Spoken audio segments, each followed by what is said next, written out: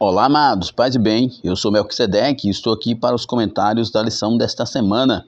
Lições Bíblicas da editora CPAD Classe de Jovens, última lição do primeiro trimestre de 2024, é isso mesmo.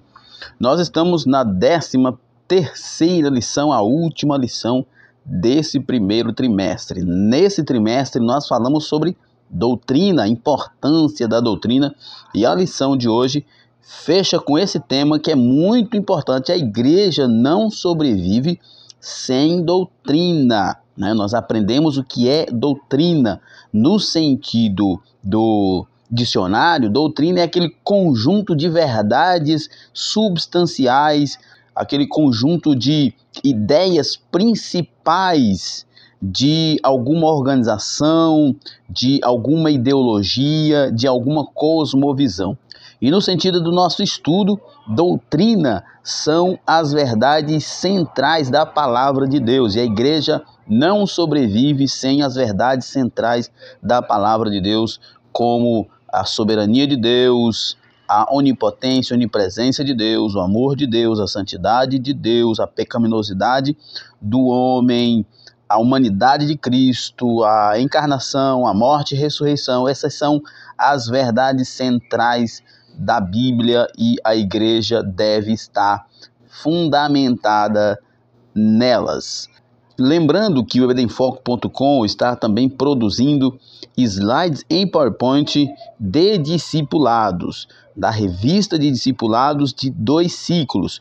Por enquanto nós estamos com o material do primeiro ciclo e aqui nós temos o cronograma de postagem desse conteúdo. É só você acessar o site ebdenfoco.com, já na página inicial você vai ver todas as informações que você precisa, ou você pode entrar em contato com o nosso WhatsApp. Lembrando também que você pode ser um assinante do ebdenfoco.com. O ebdenfoco.com tem uma larga experiência em produzir subsídios para a escola bíblica da revista da CPAD. Desde 2016 que nós produzimos subsídios para a escola bíblica, para aqueles que usam a revista CPAD. E você, sendo um assinante do ebdenfoco.com, você tem acesso a todo esse conteúdo que o ebdenfoco.com produz. O conteúdo da assinatura tem os slides de adultos, slides de jovens e mais bônus, slides de escatologia, sermões em PDF, são mais de 70 sermões em PDF, slides de discipulado, curso básico de teologia e cursos diversos, incluindo curso de capacitação para professores, que é muito importante para você. Todo esse conteúdo estará disponível para você que se tornar um assinante do ebdenfoco.com. Nós temos uma equipe de qualidade que trabalha toda semana para disponibilizar para você um conteúdo de qualidade para você ministrar uma aula com excelência. Acesse o site ebdenfoco.com ou entre em contato conosco pelo WhatsApp. Se você acessar ebdenfoco.com no navegador do seu computador, do seu telefone, você vai encontrar a plataforma do ebdenfoco.com. Clicando ali no comando, vai abrir a página inicial do ebdenfoco.com e você terá todas as informações que você precisa, inclusive o número de WhatsApp para você entrar em contato conosco e ter tudo o que você precisa para ministrar uma aula com excelência. Muito bem, como eu disse no início, é a nossa última lição desse primeiro trimestre. Então vamos para o nosso estudo de hoje. O texto principal da lição se encontra em Tito, capítulo 2, versos 6 e 7. Diz: exorta semelhantemente os jovens a que sejam moderados. Em tudo te dá, por exemplo, de boas obras. Na doutrina, mostra incorrupção, gravidade, sinceridade, né? Paulo escrevendo a Tito e fazendo algumas recomendações, né? Ele dizendo, olha, diga aos jovens que os jovens tenham paciência, tenham calma, sejam moderados, né? Porque, como diz Provérbios, né? O escritor dos Provérbios, vi entre os jovens falta de juízo. Os jovens tendem a ser um pouco mais extravagantes, mas quando nós falamos de doutrina, das verdades centrais da Bíblia, nós precisamos ter equilíbrio. E Paulo diz a Timóteo, Tito, seja você, Tito, exemplo em tudo, em boas obras, na doutrina, né? Tenha uma doutrina sólida e bíblica, puramente bíblica, mostra incorrupção, seja sincero, né? E assim por diante. O resumo da lição nos diz, a igreja depende dos fundamentos inabaláveis do Senhor, pois por eles a mentira é vencida e o crente vive de modo a agradar a Deus. Como eu disse agora há pouco, o que é doutrina? É um conjunto de verdades, né, centrais de uma ideologia, de uma comunidade, né, de uma religião, e assim por diante. E no contexto bíblico, né, no sentido bíblico, doutrinas são as verdades centrais da palavra de Deus. São aquelas verdades que, como dizem, são inegociáveis. No essencial, simplesmente não negociamos. Né? Por exemplo, nós não negociamos sobre a verdade de que o homem é pecador. O homem é pecador. Né? O homem é pecador, isso é uma verdade bíblica. E todo homem é pecador e todo homem precisa se arrepender e aceitar a Jesus para ser salvo. Isso é uma verdade absoluta bíblica. Nós não abrimos mão da verdade de que Deus é soberano. Nós não abrimos mão da verdade de que Jesus é o Filho de Deus. Nós não abrimos mão da verdade de que Jesus é Deus, encarnou, morreu na cruz, mas ao terceiro dia ressuscitou e voltou para o céu. Nós não abrimos mão dessa verdade. Nós não abrimos mão da verdade da salvação, que em Cristo, pela graça, por meio da fé, nós somos salvos. E assim por diante, uma série de outras verdades absolutas da Bíblia que a gente poderia citar aqui, mas que não dá tempo, mas que são verdades centrais e são inegociáveis e são e delas dependem a igreja, né? Como diz aqui, a igreja depende dos fundamentos inabaláveis do Senhor, das doutrinas centrais, né? A igreja depende disso. A igreja que falha naquilo que é absoluto da palavra de Deus, ela perde credibilidade a ponto de não ser considerada sequer uma igreja. O texto bíblico é 2 Timóteo, capítulo 2, verso 14 até o 21. Como de costume, vocês sabem, nós não vamos nos deter no texto por uma questão de tempo, você faz aí um estudo. Nós já tivemos, inclusive, uma lição inteira, né, uma revista inteira sobre doutrina, sobre as cartas pastorais, que fala muito sobre doutrina, né, lá 1 e 2 Timóteo e também a carta de Paulo a Tito. Então você pode, inclusive, dar uma passeada por essas lições que você vai ter muito conteúdo para você aprender. Nossa introdução. Nesta lição, que encerra o trimestre, estudaremos a respeito do caráter essencial da doutrina para a manutenção da vida e da saúde da igreja. O objetivo é reafirmar a importância da doutrina para a igreja. Veremos que os fundamentos doutrinários de Deus são firmes e eternos. E nós iremos ver aqui nesta lição que os fundamentos doutrinários bíblicos, eles são inerentes ao caráter de Deus, perfeitos e eternos.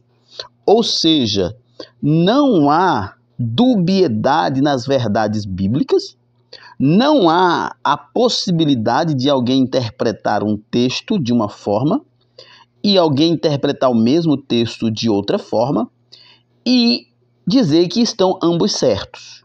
Não há essa possibilidade. O que pode acontecer é que um pode estar certo e o outro errado, o outro certo e um errado, ou os dois estarem errados e a Bíblia certa. Mas não existe a possibilidade de falha, porque a Bíblia é a palavra de Deus e ela é inerente ao caráter de Deus, perfeito e eterno. Primeiro tópico. O firme fundamento de Deus permanece. A natureza do fundamento de Deus. Os fundamentos divinos revelados nas Escrituras Sagradas contribuem para firmar a nossa fé em Deus. Paulo afirma que se o fundamento é de Deus, ele fica firme, haja o que houver, pois pertencem a Deus. 2 Timóteo 2,19, todavia o fundamento de Deus fica firme, tendo este selo, o Senhor conhece os que são seus, e qualquer que profere o nome de Cristo, aparte-se da iniquidade. Ou seja, a verdade de Deus, ela prevalece sempre. E ela deve prevalecer sempre. Eu acho muito legal quando Paulo usa essa expressão aqui, ó. E qualquer que profere o nome de Cristo, aparte-se da iniquidade. Ou seja, qualquer que se diz salvo em Cristo Jesus, deve compreender que os fundamentos de Deus não mudam. Não mudam. Eles permanecem firmes desde a antiguidade, passando por toda a história, hoje e eternamente, porque são inerentes ao caráter de Deus. O salmista reconheceu o caráter de Deus em suas obras. Os céus manifestam a glória de Deus e o firmamento anuncia as obras de sua mão. Nós precisamos entender isso, reconhecer isso, que o que Deus fez, o que Deus falou é inerente a quem Ele é, perfeito e eterno. Assim como Paulo ensina que Deus é conhecido também por meio da criação, Romanos 1, 18 a 20 diz, porque as suas coisas invisíveis, desde a criação do mundo, tanto o seu eterno poder como a sua divindade, se entende e claramente se veem pelas coisas que estão criadas, para que eles fiquem inexcusáveis. Ou seja, Deus se revelou pela sua criação. Deus se mostra, se faz conhecido por aquilo que Ele faz. As obras de Deus refletem o seu caráter, isto é, o que Ele faz não está separado de quem Ele é. Afinal de contas, Ele não pode negar-se a si mesmo. Se formos infiéis, Ele ainda permanece fiel. Não pode negar-se a si mesmo. Que aqui vale uma aplicação bem interessante. Deus permanece fiel. Ele não pode negar a si mesmo. Por quê? Porque isso está atrelado ao seu caráter. As obras de Deus refletem o seu caráter. O que Ele faz, o que Ele fala, reflete o seu caráter. Nós não somos diferentes. Com a diferença de que tudo que Deus faz é perfeito e nós não, porque nós somos imperfeitos, mas o que nós fazemos e falamos está diretamente ligado ao nosso caráter. Se nós mentimos, é porque nós temos um caráter dúbio. Se nós somos verdadeiros, é porque nós temos um caráter transformado pela palavra. Uma pessoa que vive de mentira, uma pessoa que vive de falsidade, uma pessoa que vive de hipocrisia, essa pessoa tem um caráter ruim. Essa pessoa tem um caráter falso. É um mau caráter. Porque, querendo ou não, o que a gente faz é inerente a nós. Vai dizer quem nós somos. Se nós vivemos de forma justa, é porque nós somos justos. Mas se nós vivemos de forma mentirosa, é porque somos hipócritas e mentirosos. Então podemos afirmar que os preceitos do Senhor permanecem inabaláveis e imutáveis, pois Deus é imutável e permanece para sempre. Fundamento eterno. O teólogo Norman Geisler define eternidade como não temporalidade ou atemporalidade, que é a mesma coisa. O termo atemporalidade vem do grego, o prefixo a é não, e por isso não temporalidade. Ele afirma que do princípio ao fim a Bíblia declara que Deus não é dominado pelo tempo. Deus é atemporal, ele está fora do tempo, no sentido de que ele está além do tempo, ele é criador do tempo. Deus é eterno, pois ele é antes do princípio de todas as coisas, Gênesis 1:1, quando diz, no princípio criou Deus. Se no princípio criou Deus, se no princípio Deus é quem cria, então Deus é antes do princípio de todas as coisas. Um dos nomes de Jesus é Pai da eternidade. Se ele é Pai da eternidade, então ele é superior à eternidade. A doutrina de Deus é um fundamento eterno. Sendo assim, podemos afirmar que a doutrina divina contida e exposta nas Escrituras é eterna. Porque a Bíblia é a palavra de Deus. Se a Bíblia é a palavra de Deus, ela expressa o caráter de Deus. E como o caráter de Deus é perfeito e eterno, porque Deus é perfeito e eterno, a sua palavra também é. Fundamento firme. Além de eterno, o fundamento de Deus é firme. Todavia, o fundamento de Deus fica firme tendo este selo: o Senhor conhece os que são seus, e qualquer que profere o nome de Cristo aparte-se da iniquidade. A expressão firme indica algo consistente, sólido, fixo, resistente, seguro, ou ainda para algo que não cede à pressão da natureza, de nenhuma natureza. Lembrando que o apóstolo Tiago diz que não há nele sombra de variação. Não é uma coisa flexível. É algo que é permanente, que não se adequa às circunstâncias, mas as circunstâncias se adequam a ele. Essa é o fundamento de Deus, firme nesse sentido que não muda. Não muda porque Deus não muda. O fundamento de Deus é firme, inabalável, não sofre alteração e nem cede a nenhum tipo de pressão, pois o contexto no qual Paulo fala da firmeza do fundamento de Deus era de infidelidade e desvio de alguns. Enquanto, Paulo diz que nós podemos ser infiéis, Deus não, e mesmo quando nós somos infiéis, ele vai continuar fiel, porque ele não pode negar a si mesmo, porque o que Deus falou é inerente a quem ele é, permanece. No entanto, isso não abala e nem altera a qualidade segura e inviolável da verdade de Deus, Ou seja, o contexto aqui é de pessoas que são frágeis, de pessoas que não são firmes. Mas uma vez, mesmo nós nessa relação com Deus sendo infiéis, não sendo firmes, Deus continua inabalável. No mesmo texto no qual Paulo indica a firmeza do fundamento de Deus, ele fala de uma verdade relacionada ao Senhor e da atitude do crente que vive de acordo com esse fundamento doutrinário. No que se refere à verdade sobre Deus, ele afirma que o Senhor conhece os que são seus, e os crentes que se fundamentam na verdade da palavra devem apartar-se da iniquidade. Ou seja, todo aquele que de fato é salvo em Cristo Jesus deve viver uma vida piedosa. Que é uma vida piedosa? É uma vida ao contrário de uma vida impiedosa. A impiedade é o pecado na sua natureza. E uma pessoa que é piedosa é uma pessoa que foge do pecado. Diante disso, destaca-se duas verdades. Primeiro, o fundamento de Deus é inabalável, pois reflete o caráter firme de Deus. E segundo, o fundamento de Deus dá firmeza ao crente para viver em pureza e agradar a Ele. Não é à toa que nós temos Jesus dizendo, através dos evangelhos, que é bem-aventurado aquele que constrói a sua casa na rocha, porque Deus é o único fundamento que de fato faz a pessoa permanecer. Ele é a nossa rocha. Nele nós podemos nos construir, porque nele nós nunca seremos abalados. Segundo tópico, desmascarando os mentirosos. A realidade dos mentirosos.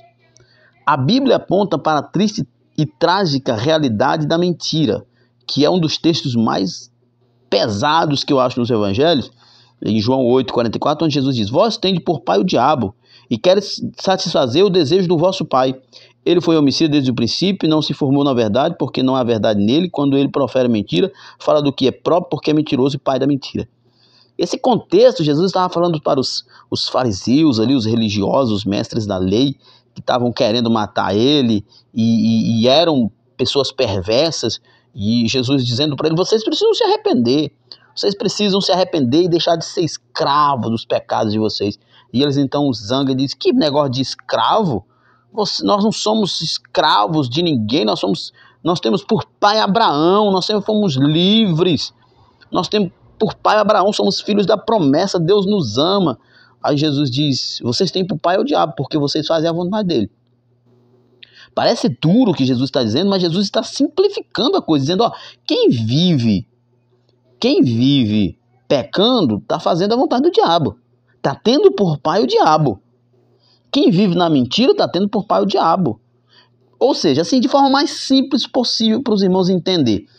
Quem não obedece a Deus, automaticamente obedece ao diabo.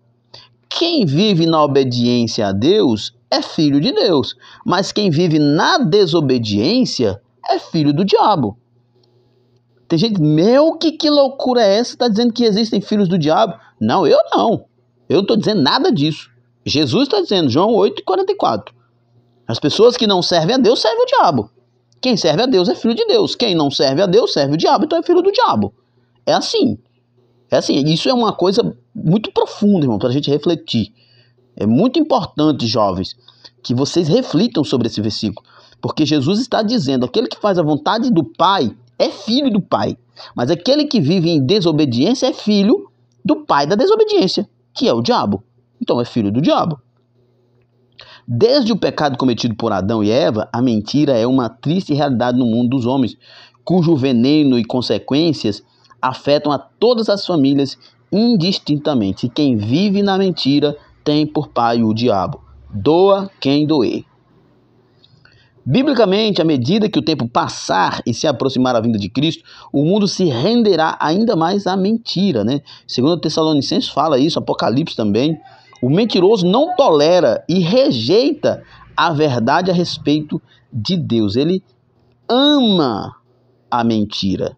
O apóstolo João escreve isso, né? Jesus dizendo, a luz veio ao mundo, mas os homens amaram mais as trevas. Tem até alguns pregadores, né, um pouquinho mais radicais, que dizem assim, por que as pessoas não aceitam Jesus? Tem dois motivos por que as pessoas não aceitam Jesus. Primeiro, porque elas são escravas. Segundo, porque elas são escravas e amam os seus pecados. Elas amam os seus pecados. O engano é a principal arma do mentiroso, especialmente aqueles que mentem em relação às questões doutrinárias, cujo propósito é desviar as pessoas da verdade. Pessoa que, em nome da família, em nome do interesse pessoal, desvirtuam a palavra de Deus, né? Como Edir Macedo, como Caio Fábio, Agenor Duque e uma série de outros aí que são muito famosos por distorcer a palavra de Deus em nome de benefício próprio. Nos tempos mais antigos já havia os enganadores, pois o Antigo Testamento fala dos falsos profetas que trabalhavam para perverter a verdade de Deus. Isso aqui é importante a gente pensar, né? A mentira é abominável a Deus e ele julgará os mentirosos. A mentira é desde o princípio. Desde o princípio. Como foi que a serpente enganou Eva? Né? Mentindo. Ela disse... Deus disse para Adão e Eva, de todos os frutos do jardim vocês poderão comer livremente, exceto do conhecimento do bem e do mal. Olha o que a serpente chegou dizendo, né? O que Satanás chegou dizendo para Eva. É verdade que Deus proibiu vocês de comer dos frutos do jardim? E Eva responde, não, dos outros frutos a gente pode comer livremente. A gente só não pode comer do conhecimento do bem e do mal. Mas ela conseguiu com essa mentira atrair a atenção de Eva. E a partir daí, houve-se o que nós sabemos, o pecado entrou no mundo. Então, Satanás, ele não vai trazer uma bandeira, um outdoor explicando que ele está mentindo.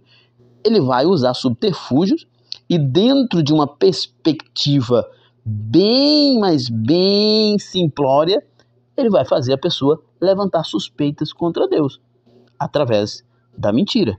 Mas Deus julgará todos os mentirosos. Desmascarando os mentirosos. Ao tratar sobre a mentira doutrinária, Paulo adverte Timóteo de que os enganadores diziam que a ressurreição era já feita, né? 2 Timóteo 2,18, os quais se desviaram da verdade, dizendo que a ressurreição era já feita e perverteram a fé de alguns. 1 Coríntios 15, Paulo vai dar um show sobre essa questão da ressurreição, depois você estuda lá. Diante dessa colocação do apóstolo, é possível afirmar que os mentirosos não negaram a doutrina e a realidade da ressurreição, mas a modificaram.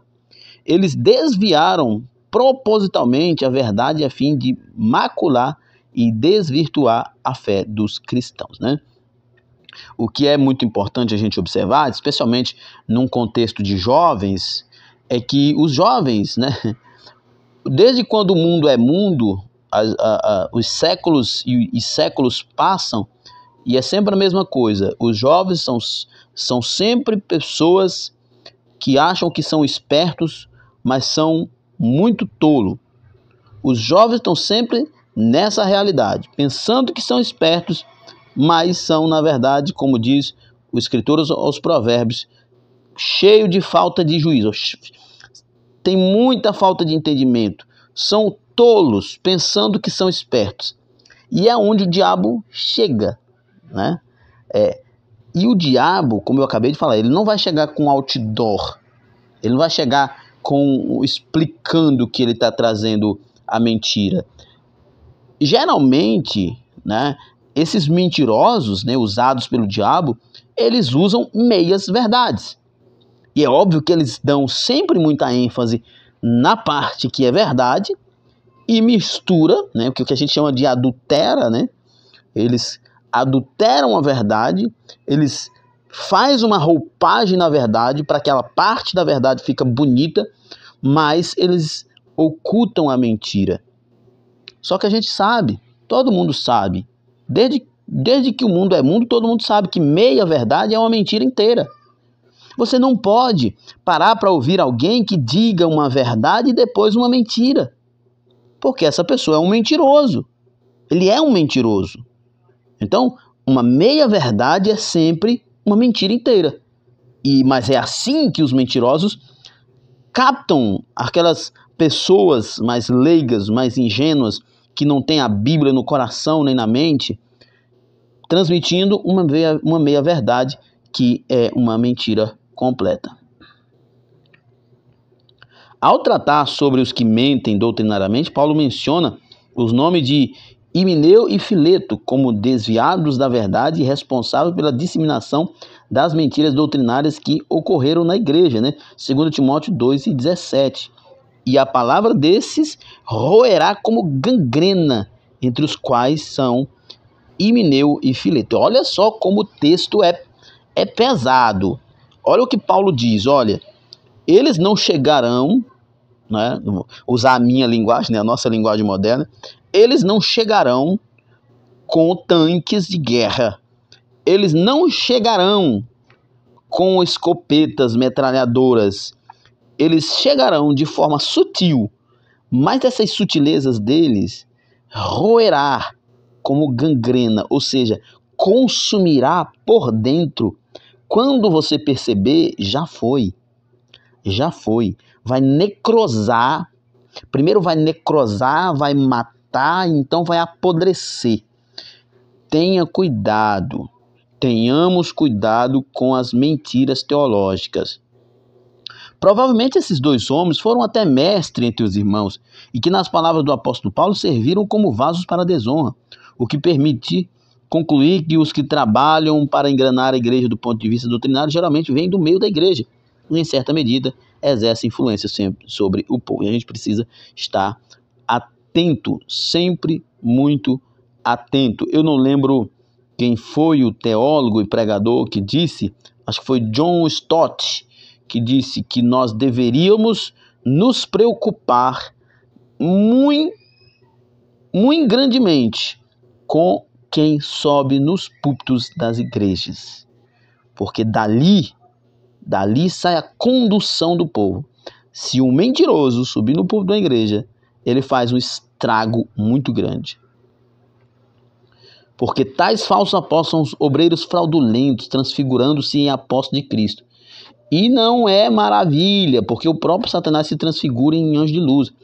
Não é muito, pois, que os seus ministros se transfigurem em ministros da justiça, a fim dos quais serão conforme as suas obras. Ou seja, o que Paulo está dizendo aqui? Olha, estes falsos apóstolos, eles são sutis, eles têm umas roupagens legais, eles parecem muito com os verdadeiros, mas não é de se espantar com isso, não.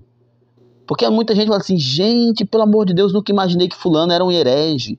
Nunca imaginei que fulano era um hipócrita, era um mentiroso, tinha um discurso tão belo, era uma pessoa tão bondosa, tão piedosa, no sentido de discurso, né? Porque piedade mesmo na prática não é.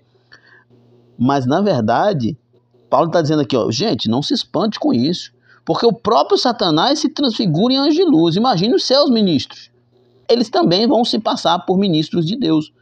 É por isso que nós devemos ser como os bereanos. Os bereanos, Paulo estava ali pregando, grande apóstolo Paulo.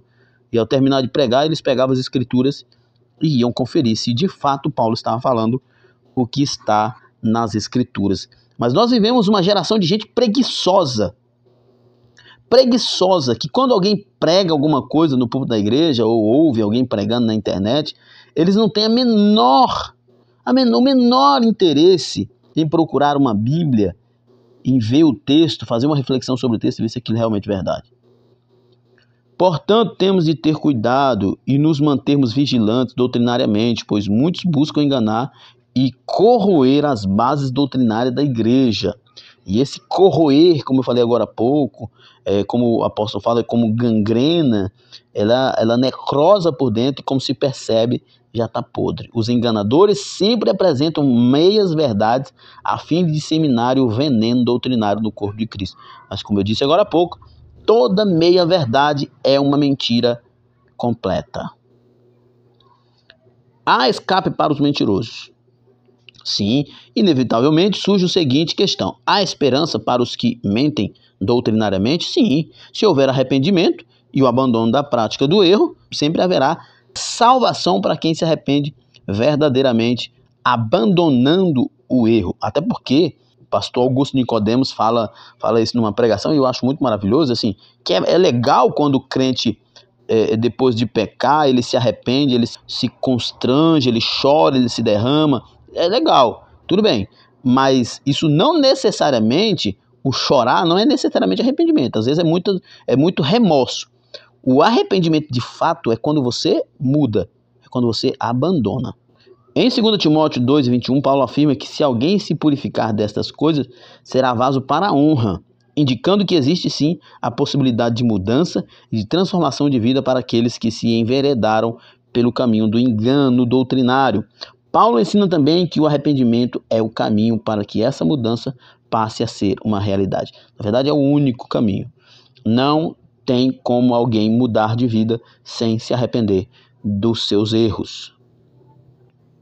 O caminho para que mentirosos no âmbito doutrinário encontrem a porta de saída de transformação é arrependimento, que só pode ocorrer por meio de uma instrução feita com mansidão por obreiros preparados, né?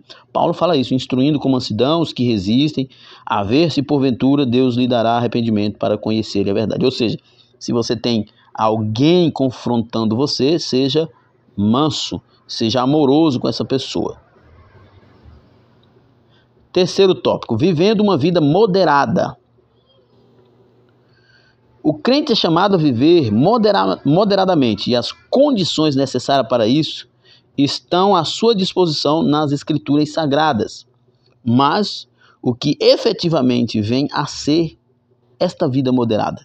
O dicionário Vine diz que o termo moderação está associado ao termo mansidão, associação com o bom, né? Moderado, equilibrado, bom senso, né? E por aí vai. O crente não deve se envolver em contendas de palavras. Isso aqui é uma coisa, né? A gente, por exemplo, saiu sábado para evangelizar os jovens da igreja e eu falando para os jovens. Nós vamos entregar o folheto e nós temos 2 objetivos com esse folheto. A mensagem que tem no folheto e o convite para frequentar o culto.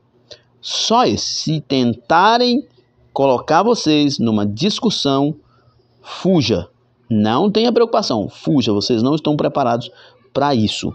O crente não deve se envolver em contendas de palavra. Aqueles que querem agradar a Deus e herdar a vida eterna devem procurar viver uma vida santa, justa, fiel em amor. A vida moderada diz respeito ao equilíbrio como fruto da comunhão com Deus. A vida moderada não é uma virtude pessoal, né? A vida moderada está relacionada ao domínio próprio. E o domínio próprio não é uma virtude natural, é um aspecto do fruto do Espírito. A moderação como obra do Espírito. O crente moderado é comedido em suas ações, palavras e em suas emoções, como no exercício da paciência.